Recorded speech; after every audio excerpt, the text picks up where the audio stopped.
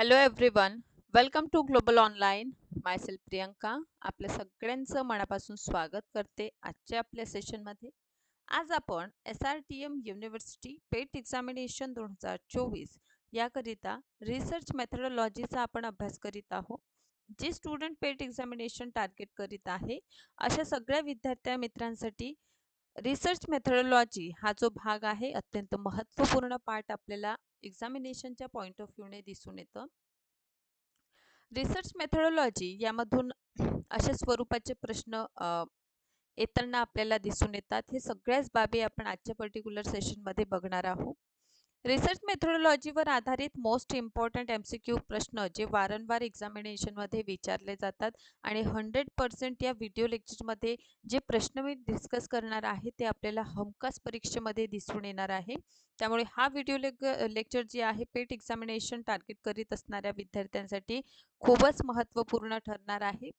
सोबतच जे स्टुडंट यावर्षीची पेट एक्झामिनेशन टार्गेट करीत आहे अशा सगळ्या विद्यार्थी मित्रांसाठी रिसर्च मेथडॉलॉजीवर आधारित कंप्लीट कोर्स सुद्धा अवेलेबल आहे आणि या कंप्लीट कोर्समध्ये आपल्याला डेली लाईव्ह लेक्चर्स मिळणार आहे. फुल सिलेबस व्हिडिओ लेक्चर सुद्धा अवेलेबल आहे. फुल सिलेबस नोट सुद्धा अवेलेबल आहेत.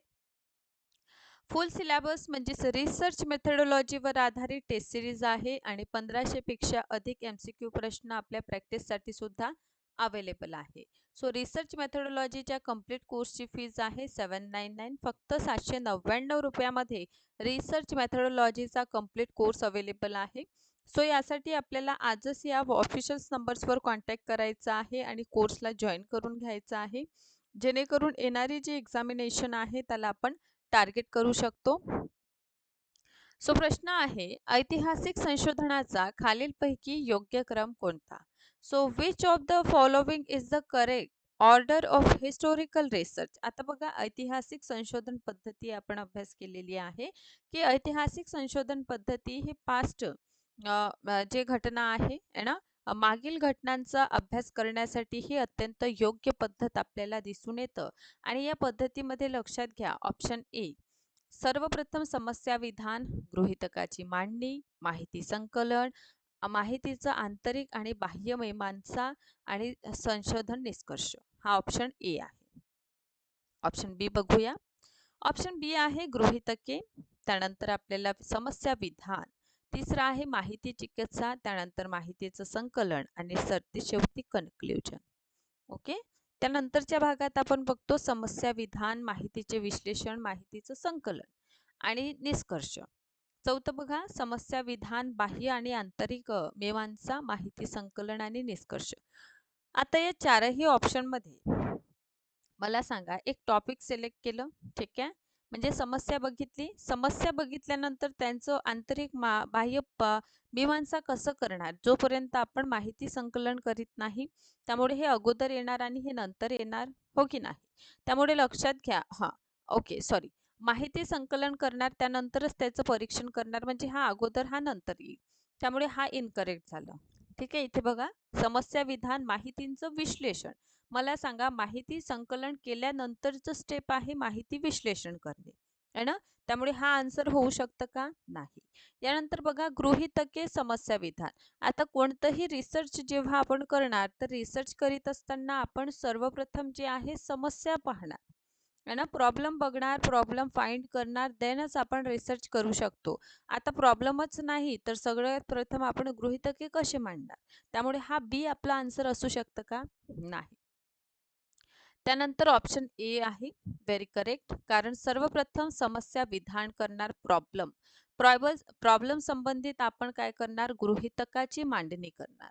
यातून आपण माहिती संकलन करूया, माहिती संकलनानंतर त्यांचं आंतरिक बाह्य मीमांसा, देन लास्ट मध्ये निष्कर्ष आपण काढणार आहोत.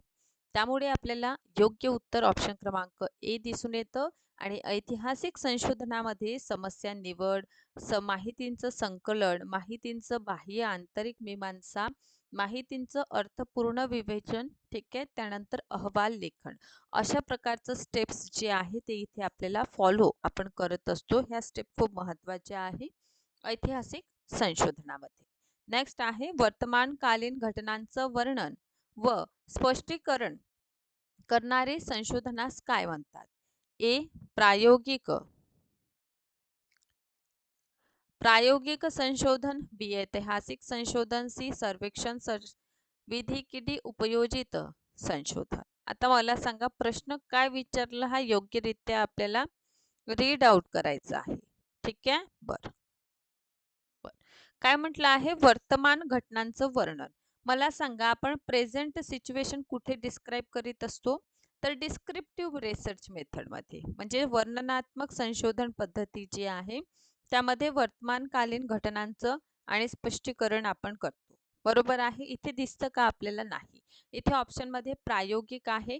प्रायोगिक कधी चूज करायचं जेव्हा व्हेरिएबल्सचं कार्यकारण तुलना आपल्याला करायचं आहे, संबंध कार्यकारण संबंध जाणून घ्यायचा आहे त्यावेळी. ऐतिहासिक संशोधन कधी करणार जेव्हा उदाहरण जे प्रश्न असेल पास्ट विषयी संकेत देत असेल. ठीक आहे.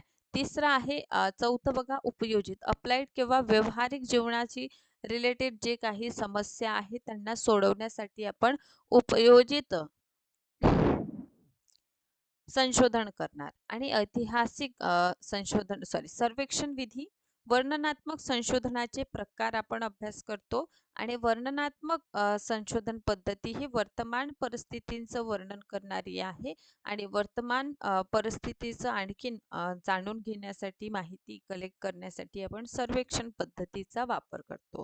याचा अर्थ वर्तमानकालीन घटनांचं वर्णन आपण सर्वेक्षण विधीमध्ये करणार. आता सर्वेक्षण विधी हे वर्णनात्मक संशोधन पद्धतीचंच आपल्याला काय दिसून येतं भाग दिसून येतं. त्यामुळे ऑप्शन सी आहे. प्रयोगात्मक विधी भविष्य म्हणजे फ्युचर रिलेटेड पद्धती आहे. ऐतिहासिक भूतकाळाशी आहे. सर्वेक्षण हे वर्तमान काळाशी संबंधित आपल्याला मेथड दिसून येते. त्यामुळे इथे आपण सर्वेक्षण पद्धतीचा वापर करणार. त्यानंतरचा प्रश्न आहे हरीशचे वाढणारे वय आणि त्यातील पांढरे होणारे केस या संबंधीचा अभ्यास खालीलपैकी कोणत्या संशोधन पद्धतीत करता येईल. ए तुलनात्मक पद्धती, बी आहे सहसंबंध पद्धती, सी आहे प्रायोगिक पद्धती आणि ऑप्शन डी आहे सर्वेक्षण पद्धती. आता बघा हरीशचे वय. बरं हरीशचे वय. ठीक आहे. हरीशचे वय हा काय झालं आणि त्याचे पांढरे केस याचा अभ्यास आपल्याला करायचा आहे. तर त्यासाठी आपण काय करू सर्वे करणार का हरीशला बघून आपण हरीशचं सर्वे करणार का नाही हे वर्तमान परिस्थितीतील आपल्याला दिसून येतं. प्रयोग करणार का हरीशच्या वयांवर नाही. ठीक आहे. कारण आपल्याला कार्यकारण संबंध जाणायचं नाही.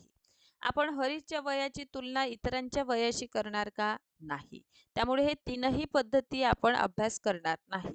आपण जे आहे ना सहसंबंध पद्धतीचा अभ्यास करू.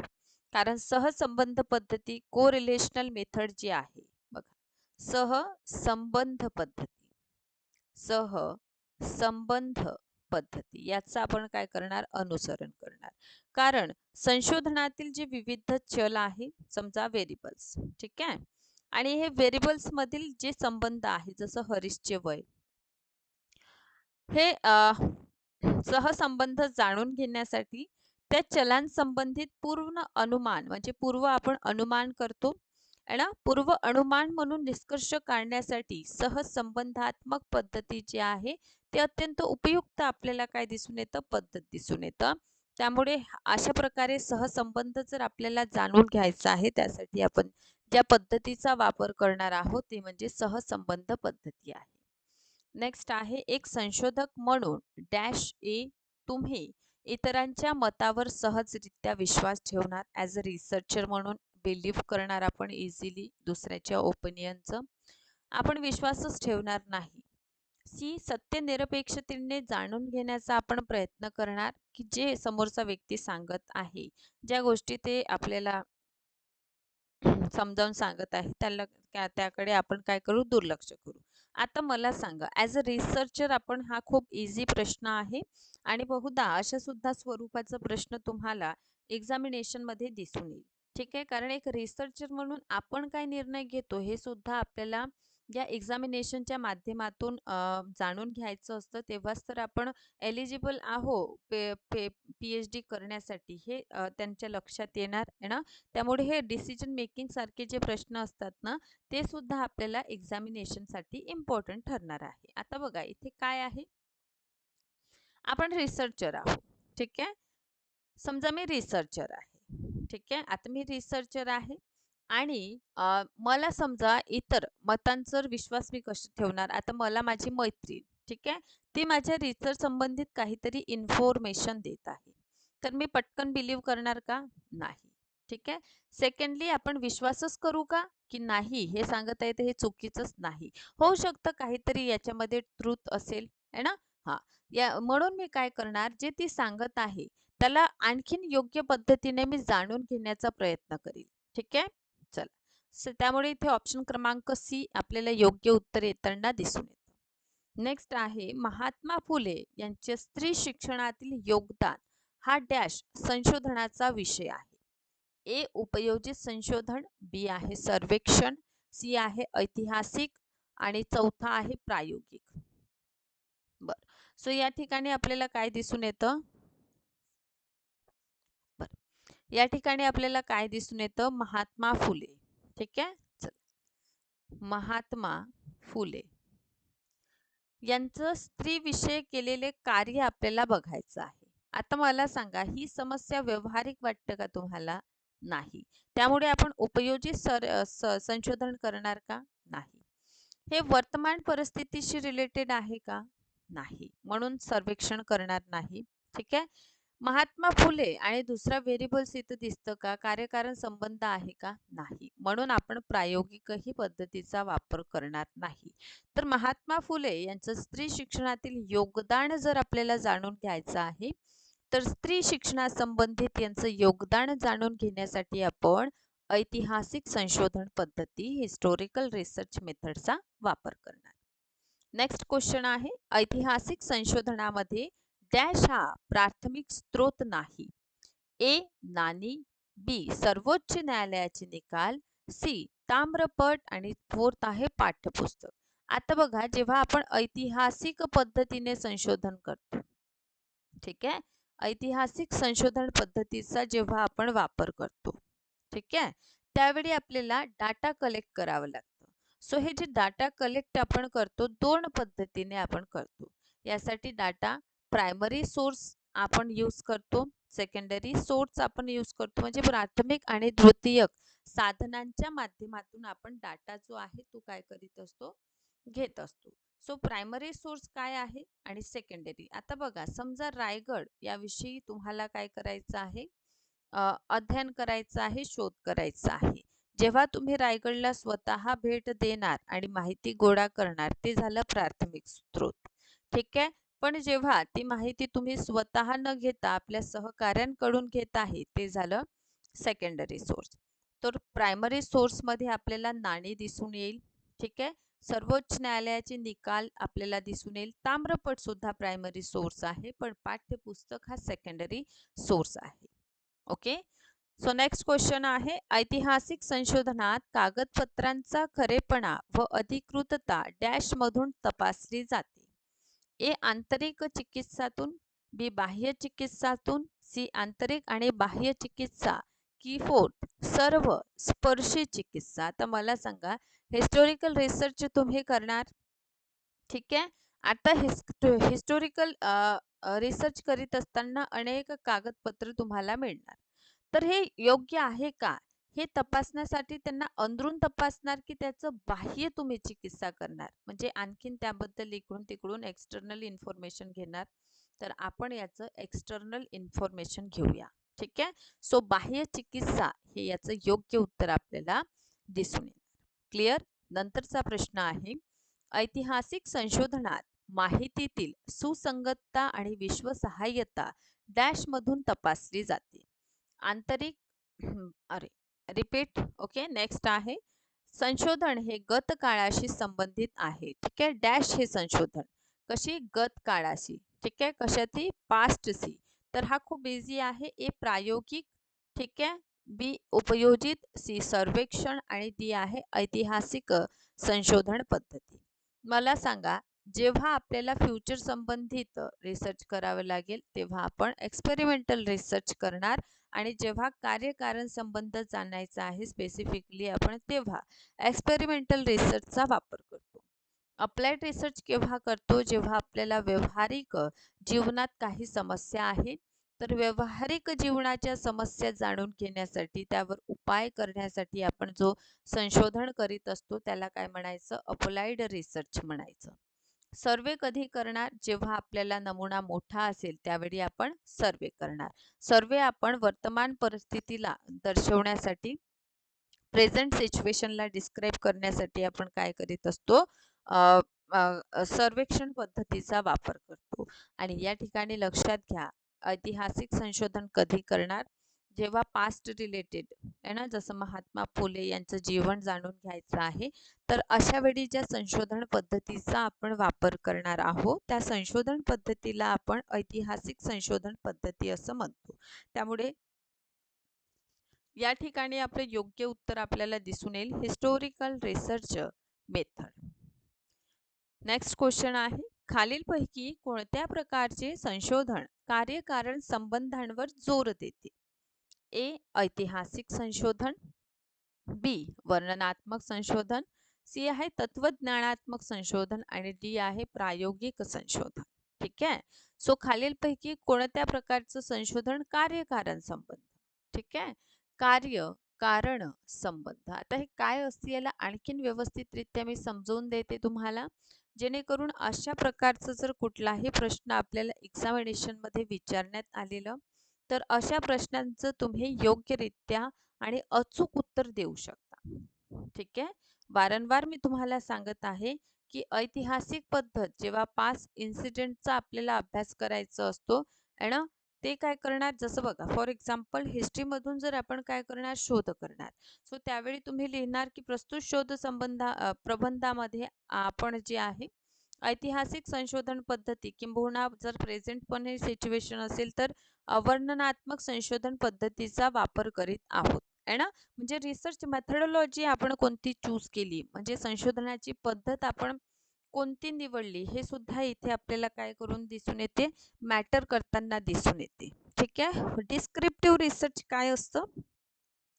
डिस्क्रिप्टिव्ह रिसर्च आपल्याला काय दिसून येतं? काय आहे? ठीक आहे, बघा इथे वर्णनात्मक. ठीक आहे. सो यामध्ये काय करत असतो आपण? काय म्हणू शकतो त्याला? वर्तमान आहे ना, प्रेझेंट सिच्युएशन, वर्तमान परिस्थितीला डिस्क्राईब करण्यासाठी आपण वर्णनात्मक संशोधन पद्धतीचा वापर करणार. तत्वज्ञानात्मक म्हणजे फिलॉसॉफिकल हे पद्धत आहे आणि कार्यकारण. आता बघा, प्रायोगिक पद्धतीमध्ये व्हेरिएबल्स असतं. ठीक आहे. जसं आपल्याला दिसून येईल धूम्रपान है ना, हा एक धूम्रपान आपण पाहतो करताना आणि धूम्रपानाचा परिणाम काय आहे? तर कॅन्सर सारखा मोठा रोग होणे आहे ना. धूम्रपान आपण बघतो व्यक्ती करतात आणि त्यामुळे समोर चालून त्यांना मोठ्या अशा रोगाला ते बळी पडतात आहे ना. याचा अर्थ धूम्रपान आहे ना आणि त्याचं परिणाम काय आहे? कॅन्सर.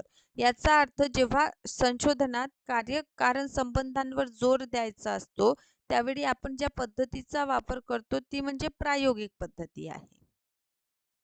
नेक्स्ट प्रश्न आहे, संशोधक माहिती संकलनाची साधने खालीलपैकी कशास अनुसरून निवडतो?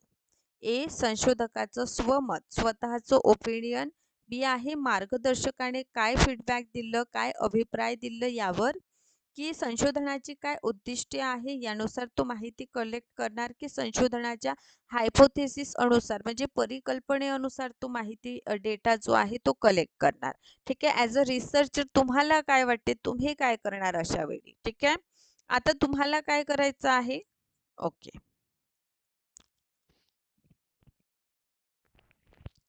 ओके बर. सो आय होप इतकं भाग क्लिअर आहे. ठीक आहे. आणखीन तुम्हाला योग्यरित्या हा भाग मी एक्सप्लेन करते जेणेकरून इथे कोणत्याही प्रकारचा आपल्याला डाऊट राहणार नाही. मला सांगा, तुम्ही एक रिसर्चर आहात, संशोधक, आणि बघा संशोधनातील काही प्रश्न तुम्ही स्वमताने सुद्धा सोडवू शकता आहे ना, कारण इथे थोडा जर आपलं बेसिक क्लिअर असेल आणि या सगळ्या घटकांबद्दल थोडी जरी आपल्याला आयडिया आहे तर तुम्ही या प्रश्नांचं अत्यंत अचूक आणि ॲक्युरेट आन्सर करू शकता. तर बघा काय करायचं आहे, तुम्ही संशोधन करणार आणि हे संशोधन करीत असताना तुम्हाला काय करायचं आहे, डाटा कलेक्ट काय करायचं आहे, माहिती संकलन करणार ना लिहिण्यासाठी. सो डाटा कलेक्शन जेव्हा तुम्ही करणार, माहिती कलेक्ट करण्यासाठी तुम्ही काय करणार, तुमचं जे ओपिनियन आहे, स्वमत ज्याला म्हणतो, याला तुम्ही लक्षात घेऊन तुम्हाला वाटते म्हणून ती सामग्री तुम्ही गोळा करणार का? तर नाही, असं आपण करू शकत नाही. दुसरं म्हटलं आहे की मार्गदर्शन जर म्हणत आहे, हा फीडबॅक दिलं, समजा हे इन्फॉर्मेशन बरोबर आहे, ठीक आहे, म्हणून तुम्ही हाच डाटा घेणार का? नाही. असं होणार का? तुमच्या टॉपिकशी रिलेटेड घेणार ना तुम्ही? हां. त्यामुळे हाही वगळला जाईल, ठीक आहे. तुम्ही जे हायपोथेसिस काय असतं, तर हायपोथेसिस हे आपल्या संशोधनातील संभावित उत्तर असते. काय असतं हे? संभावित उत्तर असतं. त्यामुळे इथे लक्षात घ्या की हे एक विधान आहे. ठीक आहे. चला, यानंतर आपण काय करीत आहोत, संशोधन करीत आहोत आणि आपलं संशोधन करताना आपण काही ऑब्जेक्टिव्ह समोर ठेवतो. म्हणजे पर्टिक्युलर काहीतरी स्पेसिफिक आपल्या संशोधनाचे उद्दिष्टे असतात आणि त्या उद्दिष्टांना आपण समोर ठेवून काय करीत असतो, ओके, त्यांना समोर ठेवून आपण डाटा कलेक्ट करीत असतो. त्यामुळे इथे आपल्याला योग्य उत्तर काय येताना दिसून येईल, इथे आपल्याला संशोधनाचे उद्दिष्ट काय आहे हे समोर ठेवायचं आणि त्यानुसार आपल्याला डाटा कलेक्ट करायचा आहे. त्यामुळे योग्य उत्तर संशोधनाचे उद्दिष्टे आपल्याला दिसून येईल. त्यानंतर आणखीन एक महत्त्वाचा प्रश्न आहे की घटनेस प्रत्यक्ष साक्षी नसलेल्या, ठीक आहे, काय म्हटलं मी, घटनेला प्रत्यक्ष साक्षी नसलेल्या, ओके, नसलेल्या, ठीक आहे, व्यक्तीने साक्षी असलेल्या व्यक्तींकडून माहिती मिळवणे हा ऐतिहासिक संशोधनात डॅश हा स्रोत ठरतो. ए हा प्राथमिक स्रोत आहे, बी हा दुय्यम किंवा द्वितीय स्रोत आहे, सी आहे की हा प्राथमिक आणि द्वितीय दोनही स्वरूपाचा आहे, की फोर्थ प्रामाणिक हा सोर्स आहे. बघा इथे काय म्हटलं आहे, एखादी घटना, ठीक आहे, याला प्रत्यक्ष साक्षी तुम्ही नाही, ठीक आहे, तुम्ही रिसर्चर आहात आणि तुम्हाला ही माहिती पाहिजे, पण तुम्ही प्रत्यक्ष ही घटना बघितली नाही, पण तुमची जे मित्र किंवा मैत्रीण आहे तिने ही घटना बघितली आणि तिने काय केलं, तुम्हाला येऊन छानपैकी ती घटना सांगितली. तर हा कोणता एव्हिडन्स आहे, तर हा दुय्यम एव्हिडन्स आहे. कारण ही घटना, ठीक आहे, ही जी घटना आहे इथून इथपर्यंत पोचता पोचता त्यामध्ये काहीतरी आंशिक तरी त्यामध्ये बदल झालेला आपल्याला दिसून येतं, हो की नाही. त्यामुळे सत्यता त्यामधील थोडीफार आपल्याला कमी होताना दिसून येईल. त्यामुळे आपल्याला हे द्वितीय साधन आहे असं म्हणणार आणि हीच घटना जर प्रत्यक्ष तुम्ही बघितली असती तर याला प्राथमिक स्रोत आपण म्हटलं असतं. ठीक, चला नेक्स्ट वन आहे कार्बन 14 पद्धत ऐतिहासिक संशोधनाच्या मीमांसेशी संबंधित आहे. आहे ए बाह्य मीमांसा, ए आहे बाह्य मीमांसा, बी आहे आंतरिक मीमांसा, सी आहे आंतरबाह्य आणि फोर्थ आहे वरीलपैकी सर्व. ठीक आहे. तर कार्बन 14 ऐतिहासिक संशोधन पद्धती ही पद्धत जी आहे आपल्याला दिसून येते बाह्य, एक्सटर्नल आहे. ठीक आहे. हा जो पद्धत आहे त्यामध्ये जे काही सामग्री समजा मिळाली त्याचं आपण परीक्षण करणार, त्यासाठी बाह्य परीक्षण करूया आपण. ठीक आहे. चला नेक्स्ट आहे संशोधकांचा लेखन हेतू ऐतिहासिक संशोधनाच्या डॅश मीमांसेद्वारा तपासला जातो. ए आंतरिक, बी बाह्य, सी आंतरबाह्य आणि फोर्थ आहे सर्व स्पर्शी. आता बघा संशोधनाचा हेतू, लेखकांचा लेखन हेतू ऐतिहासिक संशोधनात आपल्याला दिसून येतं की आंतरिक आहे ना, मी माणसाशी संबंधित आहे, एक्सटर्नल असेल कारण तो स्वतः लेखकांविषयी विचारत आहे आणि स्वतः लेखकांविषयी असल्यामुळे त्याला आपण कसं म्हणणार, ऑप्शन ए इंटरनल म्हणू, आंतरिक संबंधित आहे ना, कारण त्याचे लेखनविषयी आहे ना, लेखन करणं हा त्याचा आंतरिक प्रश्न असेल, बाह्य असेल का, नाही, म्हणून इथे ऑप्शन ए आपलं योग्य उत्तर येणार. समोर आपण जाणार ऐतिहासिक संशोधनाचा क्रम. आता यामध्ये समस्या विधान, गृहीतक मांडणी, डाटा कलेक्शन, माहिती, आंतरिक बाह्य मीमांसा आणि निष्कर्ष. बरं. या ठिकाणी बघा गृहीतके, समस्या विधान, माहिती चिकित्सा, संकलन आणि निष्कर्ष. ऑप्शन सी आहे समस्या विधान, माहिती विश्लेषण, माहिती संकलन, निष्कर्ष. चौथा आहे समस्या विधान, बाह्य आंतरिक मीमांसा, माहितींचं संकलन आणि निष्कर्ष. इथे ऑप्शन ए समस्या विधान, गृहीतकांची मांडणी, डाटा कलेक्शन, आंतरिक बाह्य मीमांसा आणि निष्कर्ष असं याचं आपल्याला ऑप्शन क्रमांक ए इथे योग्य उत्तर दिसतं. चला, सो अशा पद्धतीने आपण बघतो की ऐतिहासिक संशोधनाच्या या पायरीमध्ये संशोधकास कस लागतो, म्हणजे कोणतं असं स्टेप्स जे आहे ते एका संशोधक म्हणून आपल्याला ऐतिहासिक संशोधन करीत असताना हार्ड जाणार. ठीक आहे. ए समस्या विधानाची मांडणी, म्हणजे प्रॉब्लेम आपल्याला फाइंड करण्यात किंवा त्याला समजण्यामध्ये, फॉर्म्युलेशन करण्यामध्ये आपल्याला अडचण जाणार का? 2 गृहीतकांची मांडणी करण्यामध्ये आपल्याला अडचण जाईल का? की ऑप्शन क्रमांक सी त्यांचं आंतरिक आणि बाह्य मीमांसा करण्यात आपल्याला प्रॉब्लेम होणार, यानं आपल्याला कस लागणार, की निष्कर्ष काढण्यामध्ये, कन्क्ल्युजन काढण्यामध्ये आपल्याला खूप जास्त वेळ लागेल. आता काय वाटतं आपल्याला? ठीक आहे, असा कोणता भाग असेल जेव्हा आपण संशोधन करणार आणि हा संशोधन करीत असताना आपल्याला खूप मोठ्या प्रमाणात त्रासदायी वाटेल किंवा आपल्याला खूप एफर्ट्स यासाठी लावावं लागेल? सेकंडली लक्षात घ्या, रिसर्च मेथोडॉलॉजीचा जो पार्ट आहे, या पार्टमध्ये भरपूर प्रश्न विविध प्रकारे आपल्याला रिसर्च मेथोडॉलॉजीचं विचारलं जातं आणि रिसर्च मेथोडॉलॉजी आपल्याला पेट एक्झामिनेशन टार्गेट करण्यासाठीच नव्हे, तर पेट एक्झामिनेशन टार्गेट केल्यानंतर PhD जेव्हा आपण कार्य सुरू करू तेव्हा आपल्याला क्रेडिट करावं लागतं आणि हे क्रेडिटला जर तुम्हाला नंतर अडचणी यावं नाही असं वाटत असेल तर मला तरी वाटतं की तुम्ही आजच रिसर्च मेथोडॉलॉजीचं भरपूर प्रॅक्टिस करून घ्या, जेणेकरून समोर येणारे जे आपले क्रेडिट्स असणार किंवा जे तुम्हाला क्रेडिट करावे लागतं, या क्रेडिट करण्यामध्ये आपल्याला खूप जास्त समस्या होणार नाही. बघा असं स्पष्टपणे कोणीही सांगत नाही, पण एक विद्यार्थ्यांचं भवितव्य घडावं, ठीक आहे, तुम्ही आपल्या मार्गी लागावे, ठीक आहे, आपले स्वप्न अचीव करावे, या उद्देशाने मी तुम्हाला सांगित आहे की क्रेडिटसाठी रिसर्च मेथोडॉलॉजी हा समोर सुद्धा आपल्या सगळ्यांना उपयोगी ठरणार आहे.